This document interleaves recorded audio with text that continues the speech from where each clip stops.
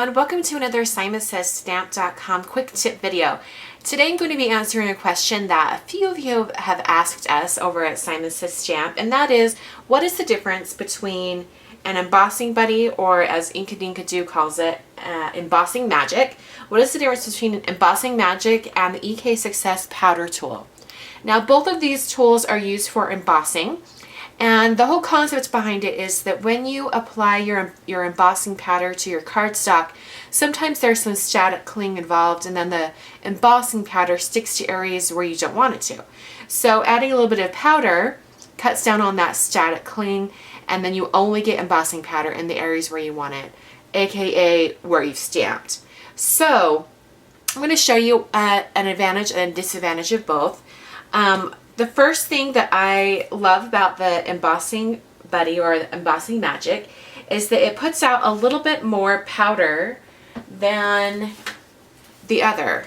And it covers a wider surface area like that. On a light piece of cardstock, you can't see the powder at all.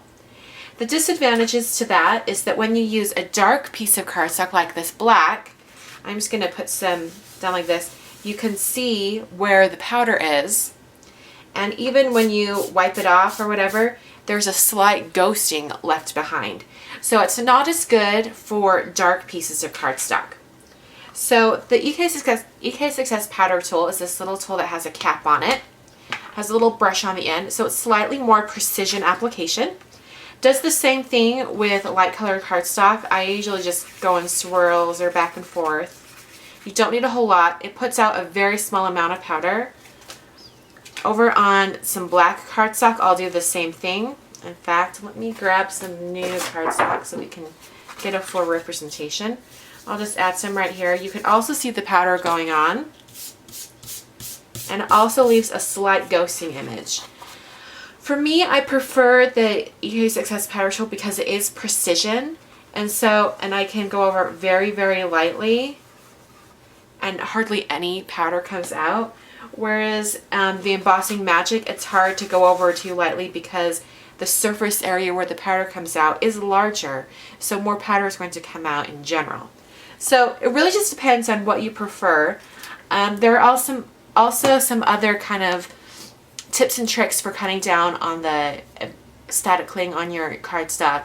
Some people use fabric dryer sheets, anything like that, just to cut down on that static cling.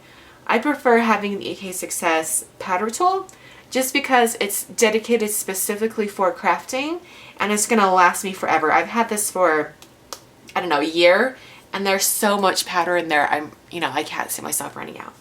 As far as the process after you use each of these, it's exactly the same. After you've applied your powder, you're free to do your inking on your cardstock and then straight into your embossing powder. And sometimes when you shake off the excess embossing powder, some of the powder will come off too. So it's a win-win situation. So those are the differences between these two tools. I hope that answered your questions. And if you have any more, leave them in the comments here at YouTube or at Facebook, and we'll try to get back to you. Thanks so much for watching, and I'll catch you guys next time.